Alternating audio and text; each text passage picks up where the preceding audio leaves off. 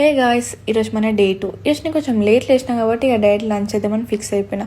ఈరోజు లంచ్లో మా మమ్మీ స్పెషల్ చికెన్ కర్రీ ఇంకా మజ్జిగ చారు చేస్తుంది.